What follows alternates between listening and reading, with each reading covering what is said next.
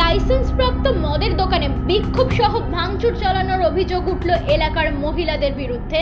মঙ্গলবার জলপাইগুড়ি জেলার রায়গঞ্জ ব্লকের আমবাড়ির অঞ্চল মোড় সংলগ্ন গোকুলভিটা এলাকায় লাইসেন্সপ্রাপ্ত একটি মদের দোকানে বিক্ষোভ দেখান এলাকার মহিলারা। এরপর সেই মদের দোকানে তালা ঝুলিয়ে দেন এলাকার মহিলারা। খবর পেয়ে ঘটনাস্থলে পৌঁছে পরিস্থিতি স্বাভাবিক করে শিলিগুড়ি মেট্রোপলিটন পুলিশের আমবাড়ি ফাঁড়ির পুলিশ। এই বিষয়ে মহিলারা জানান, এলাকায় মদের দোকান থাকলে সন্ধ্যার পর মহিলাদের ওই এলাকা দিয়ে যাতায়াত করতে সমস্যায় পড়তে হবে। মদের দোকান এলাকায় থাকলে পারিবারিক অশান্তি আরো বাড়বে, এর প্রভাব পড়বে ছোট ছোট শিশুদের মধ্যেও। তাই এলাকার মহিলারা চান মদের দোকান বন্ধ করা হোক।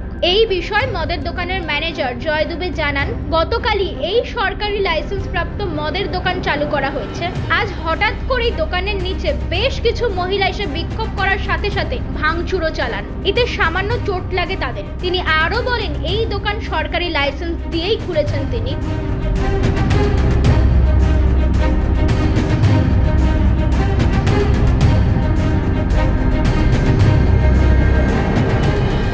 শিলিগুড়ি থেকে পার্থ প্রতিম দাসের রিপোর্ট, ইউ বাংলা টিভি।